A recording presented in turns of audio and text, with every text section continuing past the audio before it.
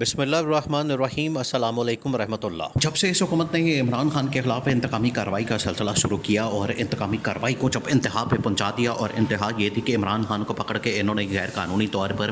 غیر آئینی طور پر جیل میں ڈال دیا، اور عمران خان کا کوئی قصور بھی نہیں تھا۔ عمران خان کا قصور صرف اتنا تھا کہ عمران خان آئین کی بات کرتا ہے، جمہوریت کی بات کرتا ہے، قانون کی بات کرتا ہے، حکمرانی،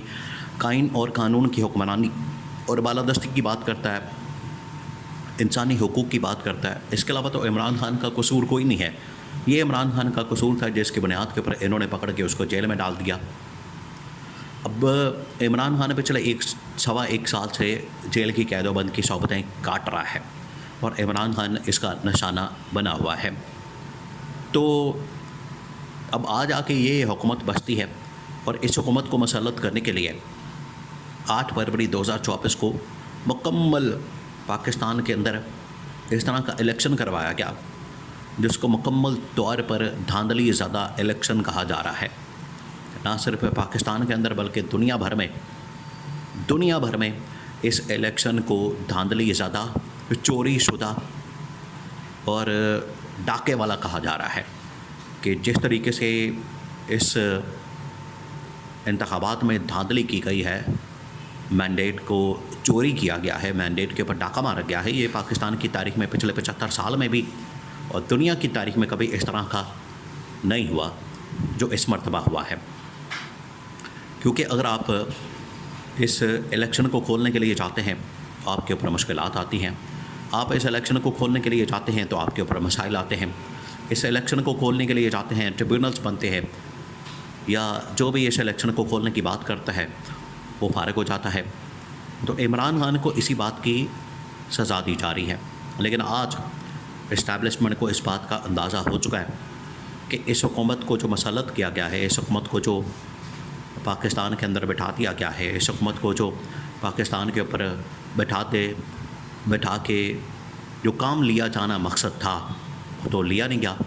نہ اس نے کارکردگی دکھائی، نہ عوامی میدان میں اور نہ پارلیمنٹ کے اندر۔ پارلیمنٹ کے اندر یہ قانون سازی اور آئین سازی نہیں کر سکتی،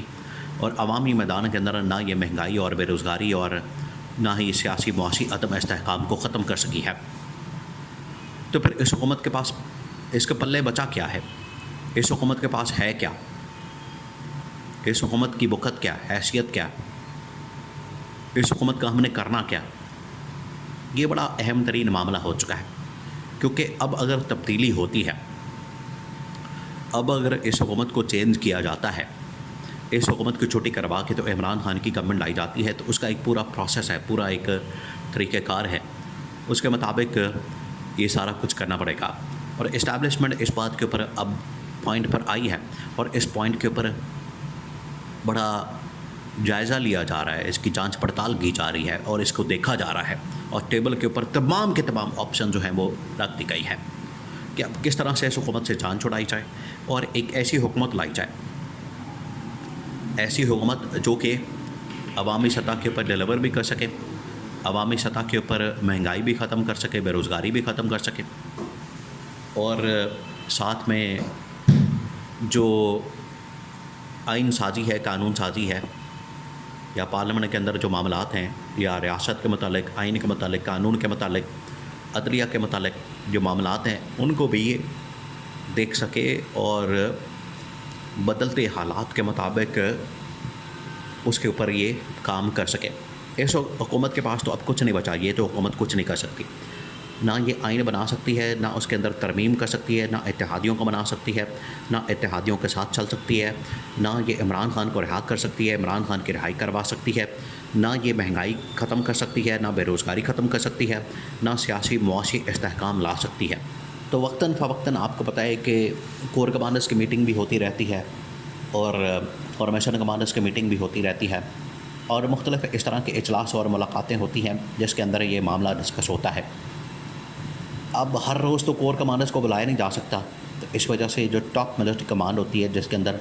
4-5 اہم ترین جنرل موجود ہوتے ہیں، انہوں نے اس کے بارے میں بڑا تفصیل کے ساتھ جائزہ لیا آج کی موجودہ صورتحال کا، بلکہ پچھلے تقریباً ہفتہ 10 دن کے اندر جو واقعات ہوئے ہیں۔ یہ معاملہ چلا آ رہا ہے پچھلے ہفتے سے، پچھلے منڈے سے۔ ایک تو یہ 2-3 दिन पहले मंडे गुजरा है, वो वाला मंडे नहीं, उससे पिछला मंडे, उस दिन से ये मामला चला आ रहा है। और इन्होंने क्या किया है, इन्होंने कौमी असम्बली का इजलास बुला दिया। इजलास बुलाने के बाद इन्होंने कहा कि हम आज इसको टेबल कर देंगे, कल इसको टेबल कर देंगे और हम इसके ऊपर वोटिंग करवा लेंगे, वोटिंग करवाने के बाद इसको पास करवा लेंगे। हमें कोई मसला ही नहीं है, हमें कोई मसला ही नहीं है, इसके अंदर कोई प्रॉब्लम ही नहीं है, कोई मसले वाली बात ही नहीं है, हम इसको पास करवा लेंगे। इन्होंने तो समझा हुआ था ये बिल्कुल ही बच्चों वाला खेल है, कोई टेंशन वाली, कोई मसले वाली बात ही नहीं है, जिसकी वजह से ये धमकियां भी देते हैं, जिसकी वजह से ये पहले पीटीआई के मेंबरान के ऊपर इनका सारा सहारा था, डिपेंडेंस थी, इन्हिसार था। बाद में इन्होंने कहा कि मौलाना फजलुर रहमान को अपने साथ मिला लेंगे। एक तो ये काम नहीं कर सके, दूसरा ये जो अब ये काम जो इससे भी ज़्यादा ख़तरनाक और ख़ौफनाक है, एक तो बदतरीन शिकस्त हुई, नाकामी हुई, अब जो इससे भी ज़्यादा ख़तरनाक और ख़ौफनाक काम कर रहे हैं वो ये कि सारा का सारा मलबा इस्टेब्लिशमेंट के ऊपर डाल रहे हैं और इस्टेब्लिशमेंट के ऊपर ये सारा नज़ला गिरा रहे हैं। इस्टेब्लिशमेंट को कह रहे हैं कि वो ज़िम्मेदार है, इन्होंने नहीं बनाया, और टॉप मिलिट्री कमान को इसका ज़िम्मेदार करार दे रहे हैं, जिसके अंदर जनरल आसिम है, DGISI है, जो टॉप मिलिट्री कमान होती है, उसको ये ज़िम्मेदार करार दे रहे हैं कि ये आपका काम था। तो आप ये बताएं कि ये काम इस्टेब्लिशमेंट का करने का है या हुकूमत के करने का है? इस्टेब्लिशमेंट जो काम है वो तो है सरहदों का दिफा, दहशतगर्दों का ख़ात्मा, वो तो अपना काम बड़े ज़बरदस्त तरीके से करती है। लेकिन जब आइनी कानूनी मामलात आते हैं वो तो हुकूमत वक्त ने देखने हैं, हुकूमत वक्त ने उसको हैंडल करना है, हुकूमत वक्त ने उसको चलाना है, और वो चला नहीं पा रहे। और ये नाकामी अब ना सिर्फ इनके अपने गले पड़ चुकी है और इस्टेब्लिशमेंट के एक खाते में डालना चाहते हैं, इस्टेब्लिशमेंट के गले में डालना चाहते हैं, जो कि इस्टेब्लिशमेंट अब इसको कबूल नहीं करेगी। और टॉप मिलिट्री कमान ने जब इस बारे में मीटिंग की है, इस बारे के अंदर, इस बारे में जब उन्होंने बातचीत की है, इस बारे में उन्होंने जब सोच विचार की है, उन्होंने कहा है कि अगर ये सारा कुछ हमारे खाते में डालेंगे, हमारे ये मलबा गिराएंगे, अब तो फिर नहीं बर्दाश्त करेंगे कि इसको ला के बैठा के